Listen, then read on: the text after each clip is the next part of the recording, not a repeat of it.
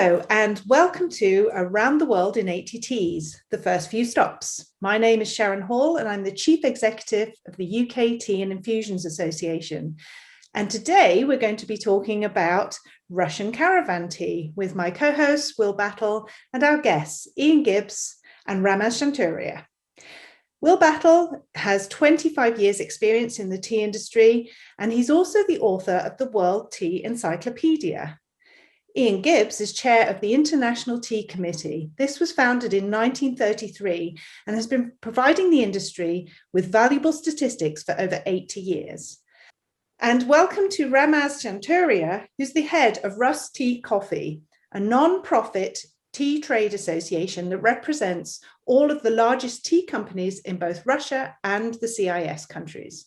Ramaz, Ian, and Will, welcome to the podcast. I'm going to hand straight over to Will to start today's conversation. Thanks, Sharon. So, Ramaz, today we're talking about Russian caravan teas, and we're going to talk about the Russian tea drinking habit later on as well. I've got my cup of Russian caravan blend here.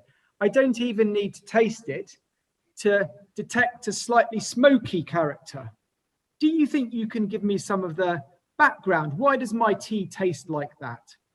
We need to try to look on this history from the beginning, when the caravans or the Silk Road, which was more maybe known as a Silk Road. It started many centuries ago and was from China to Europe, and this trade road connect European countries and China. The people who use in that time use the animals for transportation of goods. Of course, it takes a lot of time, and the people make stops, make a fire to have a, I don't know, to prepare the foods and even drink maybe some teas. So these smell which is produced that time, of course it's somehow connect with tea and it's become a typical aroma of the teas which is coming through such a way. And what I want to say about the meaning of Russian caravan, when it's not used in Russia. If you ask people here, I think maybe 1% will tell you what it is, but not more. Despite the fact that it is not maybe typical Russian preferences, it's really very unique type of teas, unique aroma, and I like it very much. If I have the chance to taste it or buy somewhere, I always order in some tea rooms. I always order these type of teas if it is in a list. So this is really very, very interesting experience for the people who like teas. Ramaz, what sort of teas would originally have been sent to Russia? What would have been the earliest teas that would have gone on that route? You mean in the past? Yes. I think it was the two type of teas, of course, when it was presented to Russians. I think it was green tea, the typical green tea, and some red tea, as we know from China. We're saying black teas, but fermented teas. But I want to also highlight that the very interesting thing is that the first, when the tea comes 400, 300 years ago, it was, I think, green tea and red tea, maybe like this at the moment, but mainly green tea, because China is the famous green tea producer, and green tea was all time always a main product for Chinese people. But if we look on the present time, we just have a very controversial situation. The 90% of people at the moment, and 50, 60 years, we're drinking mainly black teas, 90% of the people. Only 10% we have green teas, and it's just, I think, coming as a, as I think for the people who like to think about their health, and it's like a fashion things which is connected with green tea, but the taste of green tea is not very popular at the moment. The people generally following black tea, and it's a main product at the moment. Going back to the character of the tea, one of the things, I did some research into pu'er teas, and one of the things that I remember reading is that the journey itself has lent to the development of the tea that was being carried by, I think in this case, pack horses. But also the horse itself had given its own sort of unique character to the tea just because of the warmth of the flanks of the horse, and sometimes perhaps the smell of the horse. I've been lucky enough to have been near a camel a couple of times on holiday, but they've got a smell of their own, camels, don't they? So do you think the camel itself would have given some of its own unique aroma to the tea in those days? Perhaps. I don't know exactly, of course. It's too difficult because to say exactly, because as I said, the tea absorbs any aromas, any very, very maybe smell is not so strong, but it is coming to tea and mixed with other aromas. Of course, if the people open, for example, the boxes, or it is not packed well, or it is not, somehow has a damage on the package. Of course, some of these aromas also coming, but it's not only the camel or horses aroma. It's also the aromas which is we have, for example, when you're traveling in the the flowers smell also is coming.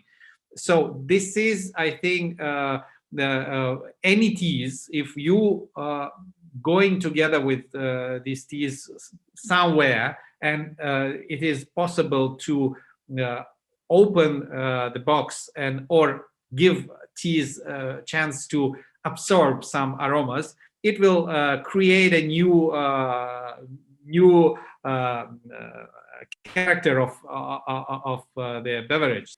I think you've really picked up very effectively on the tea's great risk, but it's also its great virtue in this case, isn't it? The ability to take on flavors from elsewhere, because I think that's one of the things which makes tea so exciting as a product, given that you can have a vast flavor wheel of different tastes, and whether or not it's the slightly earthy tastes of camels or smoke, or on the other side, the floral tastes of jasmine, which come from the jasmine scenting process, but they're the other side of the same coin, aren't they? It's just tea's amazing ability to take on flavors of anything it's been put near, which is really exciting. Yes, that's true. Ian, I wonder if it's great to hear sort of some of how the history of the Russian caravan blends have come, which Ramaz has been keen to point out is not necessarily the style that's consumed nowadays in Russia. But the world of tea's got lots of other consumption rituals. I don't know if you've got any favorites that you've uncovered in your travels as ITC chief. No, I think that was fascinating from Ramaz. It's very interesting. And what is quite exciting about that whole tea road coming up through the Stans and through Russia into Europe, that was known as the tea road and was called One Li Cha, which means 10,000 miles tea road. And further south to that is the tea horse road, which is the Cha Ma Gu Dao, which ended up in Tibet. And there, of course, as opposed to the smoke affecting the teas, they latched on to the sort of link with animals. And when they drink their tea in Tibet, they drink it with yak butter and salt. So you've got two contrasts there, with the smoke up north because of the smoke fires.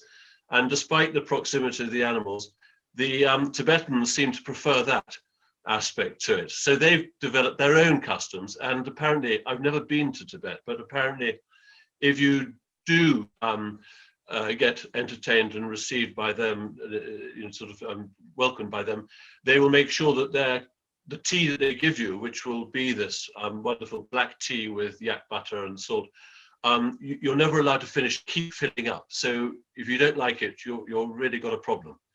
But there are many ceremonies and tea rituals around the world. And it's interesting, tea coming from China and Japan, they start with these two exciting rituals, which you might have already talked about on different podcasts. But the jet ceremony, I always think of as very spiritual and very sort of delicate, very intimate sort of a process. And whereas the Chinese one is also very formal, it's very it's got its own sort of process and very ceremony. It's very, very special. But what I think is crucial about all these different rituals and ceremonies is that it encourages friendship. It's a form of welcoming people into the environment that you're going into, and they show huge respect for humans, for the visitors. And then, this is very typical in Northwest Africa, for example, where they drink the attaya, which is very much tea, green tea, gunpowder tea from China. And there they mix it with mint and sugar, and they make a ceremony of it. And it's the whole ceremony, wherever you go, making tea, that sort of draws people in and makes for this great friendship and making people feel really especially welcome. And anyway, one of the things they do is they transfer the tea from the pot to the glass and back again, and keep moving it back so it becomes more and more frothy. And this apparently gives, people really like the frothiness of it, the thickness of it, of the froth. And another place where this is carried out in a different way, of course, is in Malaysia, where they have teh tarik, and they have tea mixed with condensed milk and sugar. And there, the teh tarik actually means pull tea. What you're doing there is you're mixing up the tea with the condensed milk and the water, and it's very, very sweet.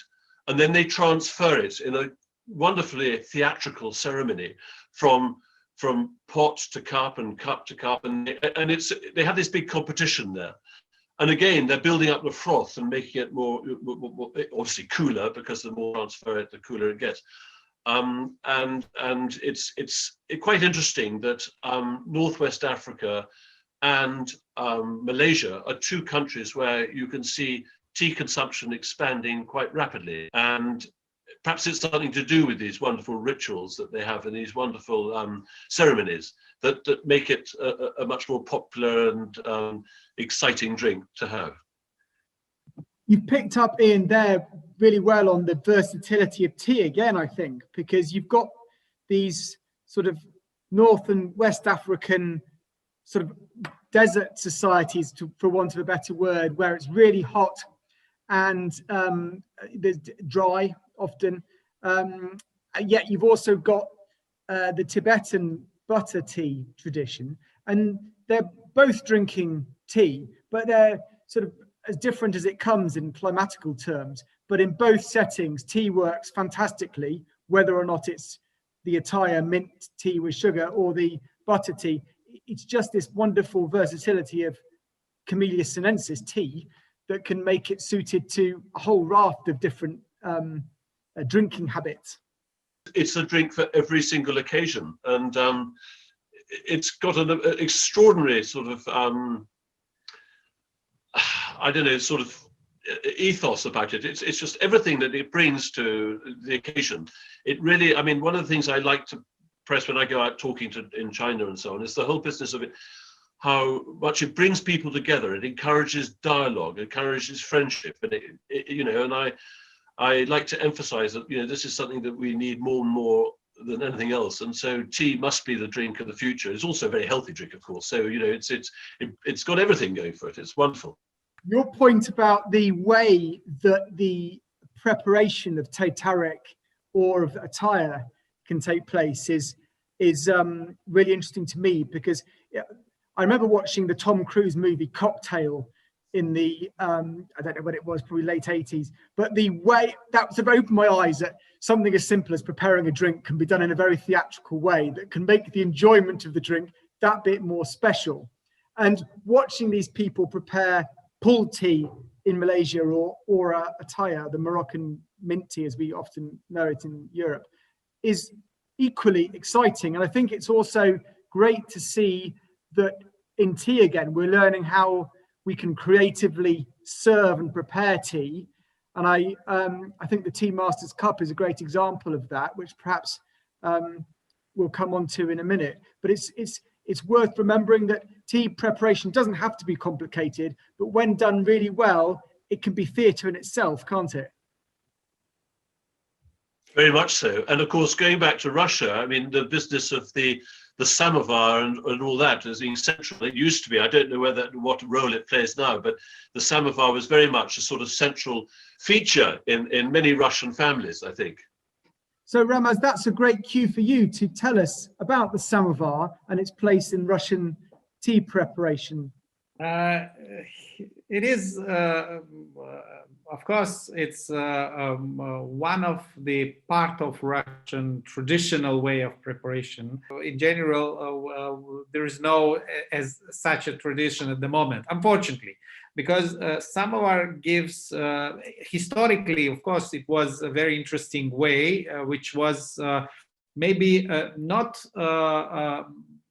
created in Russia, but we take the different let me say different machines from China, from Iran, from maybe different countries where the same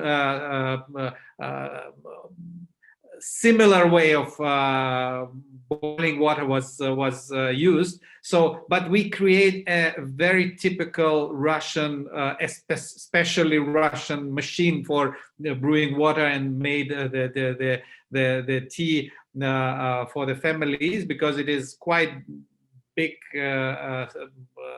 Let me say, how to say the space for the water, maybe 2, 3, 4, 5, sometimes 100, even 100 liters of water is possible to put in this samovar.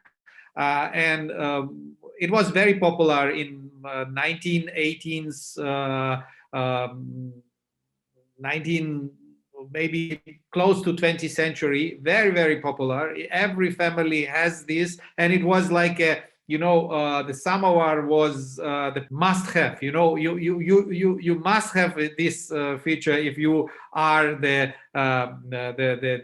your life is good. You know, you need to have such a machines. That was in historically in Russia, and every family dreams to have it if they not have before. So when the people married, it was like a part which is transferred from one generation to the next generation. It was very interesting.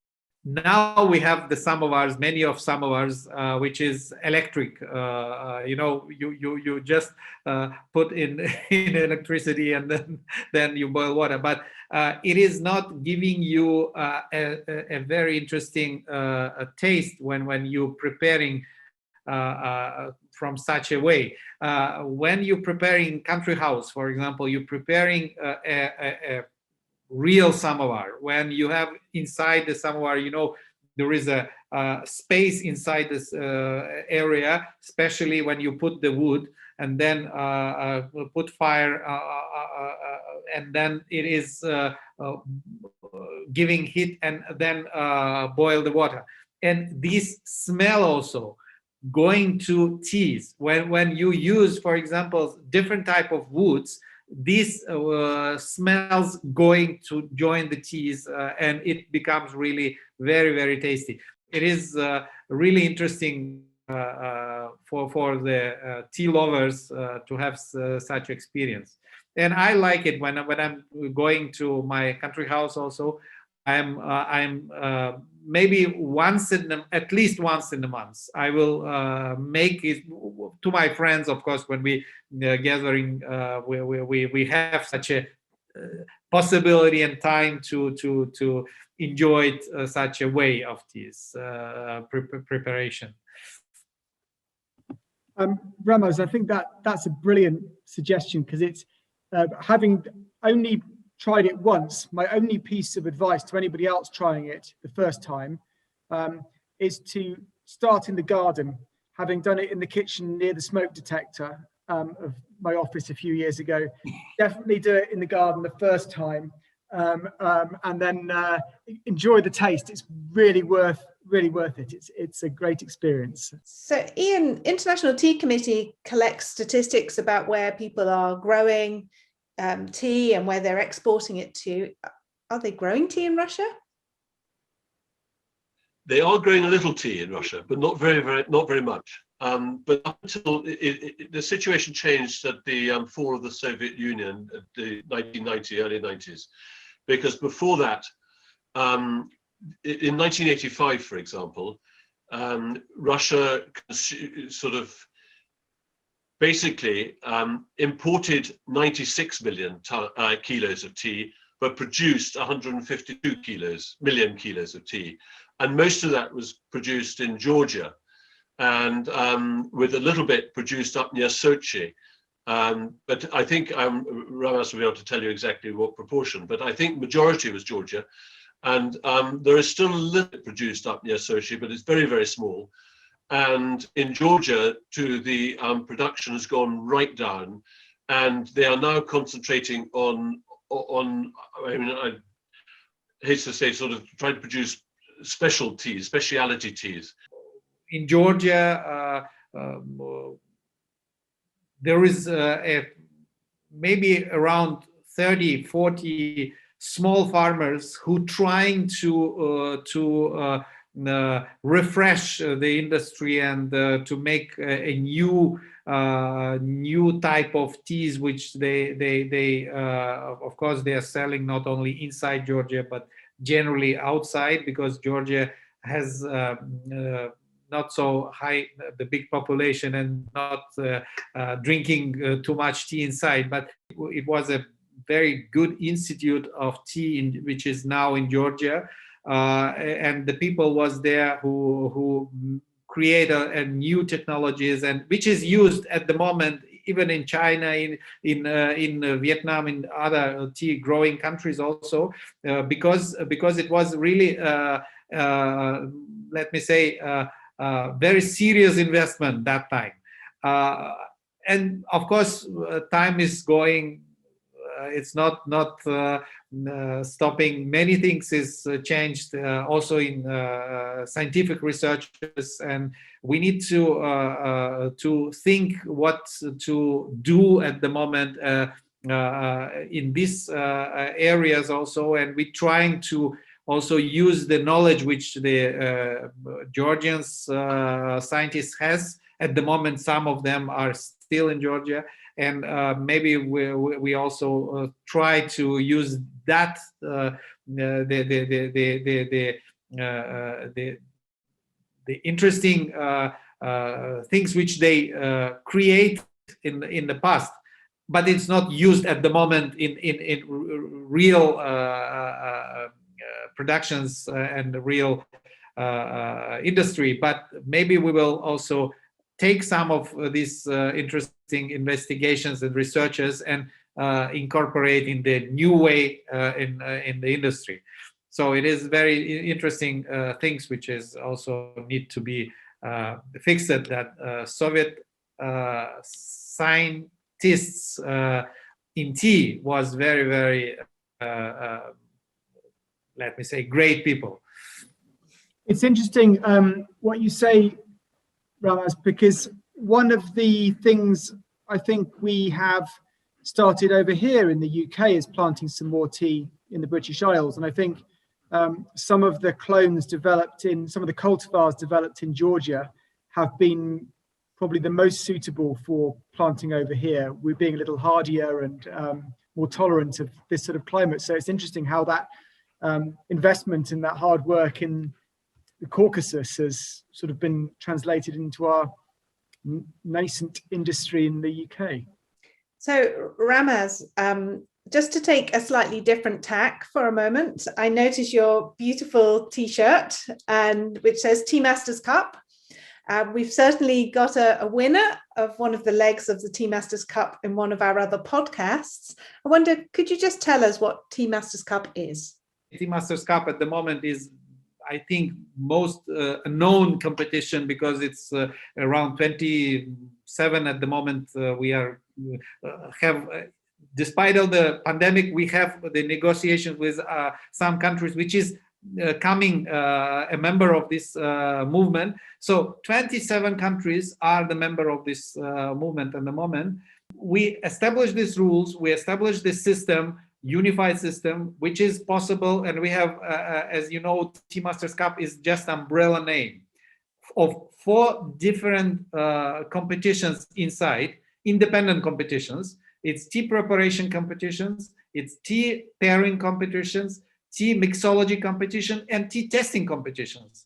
And different, and each people, people can choose in which category they can compete to others.